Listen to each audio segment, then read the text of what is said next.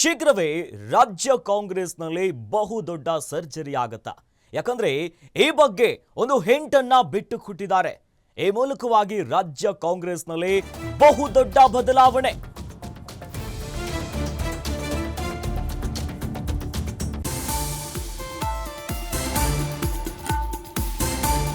ಕೈ ಹಿರಿಯ ನಾಯಕನ ಮಾತಿನ ಮರ್ಮವಾದ್ರೂ ಏನು ಅನ್ನುವಂತಹ ಪ್ರಶ್ನೆ ಮೂಡ್ತಾ ಇದೆ.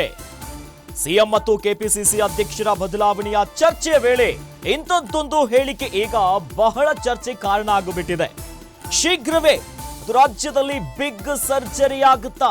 ಸಚಿವ ಸಂಪುಟದ ಪುನರ್ರಚನೆಯ ವಿಚಾರವಾಗಿ ಈಗ ಬಹುದೊಡ್ಡ ಹಿಂಟನ್ನ ಕೊಟ್ಟು ಬಿಟ್ರ ಗೃಹ ಸಚಿವರಾಗಿರುವಂತಹ ಪರಮೇಶ್ವರ್ ಅವರು. ಹಾಗಾದ್ರೆ ಇವರ ಮಾತಿನ ಹಿಂದಿರುವಂತ ಮರ್ಮವೇನು? ಇತ್ತೀಚೆಗಷ್ಟೇ ದೆಹಲಿಗೆ ಹೋಗಿದ್ರು, ವರಿಷ್ಠ ನಾಯಕರನ್ನ ಭೇಟಿಯಾಗಿದ್ರು. ಅಂದ್ರೆ ಖಾಸಗಿ ಕೆಲಸಕ್ಕೆ ಬೇರೆ ರೀತಿಯಾದಂತ ಯಾವುದೇ ರೀತಿಯಾದ ಚರ್ಚೆ ಆಗಿಲ್ಲ ಅನ್ನುವಂತ ಮಾತನ್ನ ಹೇಳಿದ್ರು. ಆದ್ರೆ ಈ ಮಾತಿನ ಹಿಂದಿರುವಂತಹ ತಂತ್ರ ಏನು? ಈಗಾಗಲೇ ರಾಜ್ಯ ಕಾಂಗ್ರೆಸ್ನಲ್ಲಿ ಸಿಎಂ ಮತ್ತು ಕೆಪಿಸಿಸಿ ಅಧ್ಯಕ್ಷರ ಬದಲಾವಣೆಯ ಬಹುದೊಡ್ಡ ಚರ್ಚೆಯಾಗ್ತಿದೆ. ಬಹಿರಂಗ ಹೇಳಿಕೆಯ ಜಟಾಪಟಿ ಆಗ್ತಿದೆ.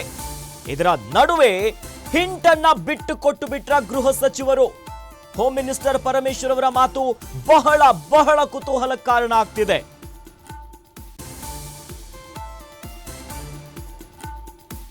ಪರಮೇಶ್ವರ್ ಅವರ ಬಾಯಲ್ಲಿ ಈಗ ರಾಜೀನಾಮೆಯ ಮಾತು ಕೇಳಿ ಬರ್ತಾ ಇದೆ.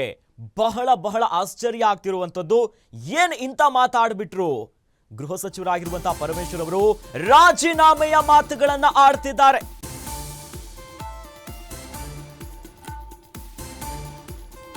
ಇತ್ತೀಚೆಗೆ ಕ್ಷೇತ್ರದ ಕಾರ್ಯಕರ್ತರ ಜೊತೆ ಬೆರೆಯಲು ಆಗ್ತಾ ಇಲ್ಲ.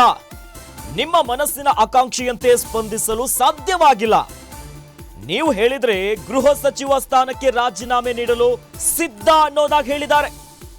ಜಿ ಪರಮೇಶ್ವರ್ ಹೇಳಿಕೆಯಿಂದ ಮುಖಂಡರಿಗೆ ಬಿಗ್ ಶಾಕ್ ಆಗಿದೆ. ತುಮಕೂರಿನ ಕೊರಟಗೆರೆಯ ಕಾರ್ಯಕರ್ತರ ಮೀಟಿಂಗ್ ವೇಳೆಯಲ್ಲಿ ಹೇಳಿದ್ದಾರೆ. ತಕ್ಷಣ ರಾಜೀನಾಮೆ ಕೊಡಬೇಡಿ ಅಂತ ಕೂಗಿದ್ದಾರೆ ಲೀಡರ್ಸ್. ಬಹಳ ಕುತೂಹಲಕ್ಕೆ ಕಾರಣ ಆಗ್ತಿದೆ ಜಿ ಪರಮೇಶ್ವರ್ ಅವರ ಈ ಒಂದು ಹೇಳಿಕೆ. ತುಮಕೂರಿನ ಕೊರಟಗೆರೆಯಲ್ಲಿ ಆಗ್ತಿರುವಂತಹ ಕಾರ್ಯಕರ್ತರ ಮೀಟಿಂಗ್ ನಲ್ಲಿ ರಾಜೀನಾಮೆಯ ಮಾತನಾಡಿದ್ದಾರೆ. ಈ ಮೂಲಕವಾಗಿ ಎರಡೆರಡು ಕ್ವಶನ್ಗಳು ಮೂಡ್ತಾ ಇದೆ. ಒಂದು ಕಡೆಯಲ್ಲಿ ಸಚಿವ ಸಂಪುಟದ ಸರ್ಜರಿಯ ಮಾತುಗಳು ಏನು ಬರ್ತಾ ಇದೆಯಲ್ಲ, ಈ ಹೊತ್ನಲ್ಲಿ ರಾಜೀನಾಮೆಯ ಮಾತು, ಜೊತೆಯಲ್ಲಿ ಕಾರ್ಯಕರ್ತರ ಜೊತೆ ಬೆರೆಯೋದಕ್ಕೆ ಆಗ್ತಾ ಇಲ್ಲ. ಹಾಗಾಗಿನೇ ರಾಜೀನಾಮೆಯ ಬಗ್ಗೆ ಮಾತನಾಡಿದ್ದಾರೆ. ಏನು ಮಾತನಾಡಿದ್ದಾರೆ ನೋಡೋಣ. ಒಂದು ಭಾಗವಾಗಿ ನಿಂತಿದ್ದು ಇವೊಂದಿಷ್ಟು ನಿರಾಶೆ ಆಗಿರ್ಬೋದು. ನಮ್ಮ ಕೈಗೆ ಸಿಕ್ಕೋದಿಲ್ಲ, ಪಂಚಾಯತಿಗೆ ಬರಲಿಲ್ಲ, ಅಥವಾ ನನ್ನ ಮಾತಾಡಿಸ್ಲಿಲ್ಲ, ಇದೆಲ್ಲ ಅನ್ಸುತ್ತೆ. ನಿಮಗೂ ಅನ್ಸುತ್ತೆ, ನನಗೂ ಒಂದೊಂದ್ಸರಿ ಅನ್ಸುತ್ತೆ. ಹೋಗ್ಬೇಕಾಗಿತ್ತು, ಹೋಗ್ಲಿಲ್ಲ, ನಾಟಕಕ್ಕೆ ಹೋಗ್ಬೇಕಾಗಿತ್ತು, ಅಲ್ಲಿ ಹಾಡು ಹೇಳ್ಬೇಕಾಗಿತ್ತು, ಜಾತ್ರೆಗೆ ಹೋಗ್ಬೇಕಾಗಿತ್ತು ಅಂತ ನನಗೂ ಅನ್ಸುತ್ತೆ. ಆದ್ರೆ ಸಮಯ ನನ್ನ ಕೈಲಿದೆ. ನೀವೆಲ್ಲ ದೊಡ್ಡ ಮನ್ಸು ಮಾಡಿ ಒಂದೇ ಮಾತಿನಲ್ಲಿ ಹೇಳ್ಬಿಟ್ರೆ ನಾಳೆ ರಾಜೀನಾಮೆ ಕೊಡ್ತೀನಿ.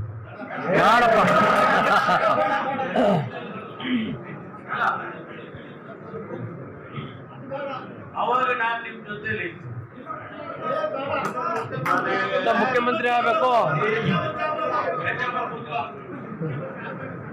ನನಗೆ ಎಲ್ಲ ಬಂಡವಾಳನೂ ಗೊತ್ತಿದೆ. ಸುಮ್ಮನೆ ಮಾತಾಡಿದ್ರೆ ನಾನು ಮಾತಾಡ್ಬಿಡ್ತೀನಿ. ಸುಮ್ಮನೆ ಇಟ್ಬಿಡ್ರಿ ಆಯ್ತಾ? ಯಾರ್ಯಾರು ಎಸ್ಟೇಟ್ ಮೀಸೆ ತಿರುವಿದ್ದೀರಾ ಅಂತ ನಂಗೆ ಗೊತ್ತಿಲ್ವಾ? ಒಂದು ಭಾಗವಾಗಿ ನಿಂತಿದ್ದು ಇವೊಂದಿಷ್ಟು ನಿರಾಶೆ ಆಗಿರ್ಬೋದು. ನಮ್ಮ ಕೈಗೆ ಸಿಕ್ಕೋದಿಲ್ಲ, ಪಂಚಾಯತಿಗೆ ಬರಲಿಲ್ಲ, ಅಥವಾ ನನ್ನ ಮಾತಾಡಿಸ್ಲಿಲ್ಲ, ಇದೆಲ್ಲ ಅನ್ಸುತ್ತೆ. ನಿಮಗೂ ಅನ್ಸುತ್ತೆ, ನನಗೂ ಒಂದೊಂದ್ಸರಿ ಅನ್ಸುತ್ತೆ. ಹೋಗ್ಬೇಕಾಗಿತ್ತು, ಹೋಗ್ಲಿಲ್ಲ, ನಾಟಕಕ್ಕೆ ಹೋಗ್ಬೇಕಾಗಿತ್ತು, ಅಲ್ಲಿ ಹಾಡು ಹೇಳ್ಬೇಕಾಗಿತ್ತು.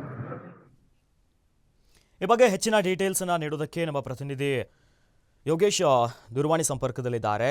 ಎಸ್, ಅಂದ್ರೆ ಸದ್ಯ ಪರಮೇಶ್ವರ್ ಅವರ ಬಾಯಲ್ಲಿ ಬರ್ತಿರುವಂತಹ ಮಾತುಗಳು ಸಾಕಷ್ಟು ಕುತೂಹಲ ಕಾರಣ ಆಗಿದೆ. ಒಂದು ಕಡೆಯಲ್ಲಿ ಸಿಎಂ ಮತ್ತು ಕೆಪಿಸಿಸಿ ಅಧ್ಯಕ್ಷರ ಬದಲಾವಣೆ ಚರ್ಚೆ ಆಗ್ತಿದೆ.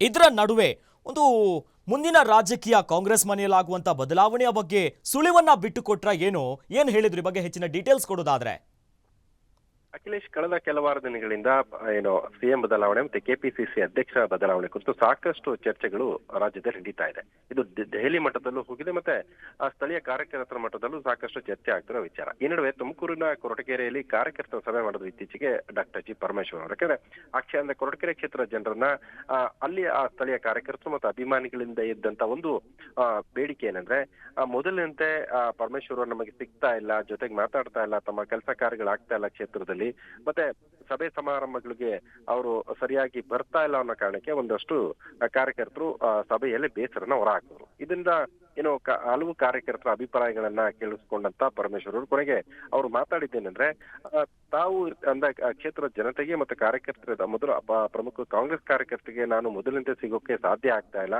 ಮೊದಲು ಅಂದ್ರೆ ವಾರಕ್ಕೆ, ತಿಂಗಳಿಗೆ ಅಥವಾ 1.5 ತಿಂಗಳಿಗಾದ್ರೂ ನಿಮ್ಮನ್ನೆಲ್ಲ ಭೇಟಿ ಮಾಡಿ ಒಂದಷ್ಟು ಮಾತುಕತೆ ನಡೆಸ್ತಾ ಇದೆ, ಮತ್ತೆ ಒಂದಷ್ಟು ಚರ್ಚೆಗಳು ಮಾಡ್ತಾ ಇದೆ.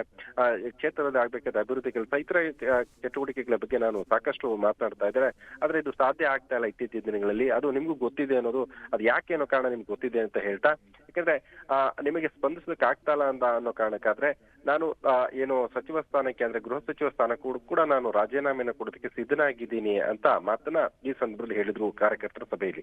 ಇದನ್ನ ಕೇಳಿಸ್ಕೊಂಡಂತ ಕಾರ್ಯಕರ್ತರು ಈ ಮಾತು ಏನು ನಿರೀಕ್ಷೆ ಅನಿಶ್ಚಿತವಾಗಿ ಬಂದಂತ ಕಾರಣದಿಂದಾಗಿ ಕಾರ್ಯಕರ್ತರು ಕೂಡ ಒಂದಷ್ಟು ಗೊಂದಲಕ್ಕೆ ಕಾರಣ ಆಯ್ತು. ಒಂದಷ್ಟು ಜನರು ಪರ ವಿರೋಧ ಕೂಡ ಚರ್ಚೆ ಕೂಡ ಆಯ್ತು. ಅದ ನಂತರ ತಕ್ಷಣ ಇದ್ದಂತ ಸಭೆಯಲ್ಲಿ ಇದ್ದಂತ ಕಾರ್ಯಕರ್ತರು ತಾವು ರಾಜೀನಾಮೆ ಕೊಡೋದ್ ಬೇಡ, ಮುಂದುವರಿಬೇಕು, ನಾವೇ ಅಡ್ಜಸ್ಟ್ ಮಾಡ್ಕೊಂಡು ಹೋಗ್ತೀವಿ, ಸ್ವಲ್ಪ ದಿವಸ ನಿಮ್ಮ ಜೊತೆ ನಿಂತೀರಿ ಅನ್ನೋ ಮಾತನ್ನ ಈ ಸಭೆಯಲ್ಲಿ ಹೇಳಿ ಬಂದು ಕಂಡು ಬಂತು. ಅಭಿಷೇಕ್.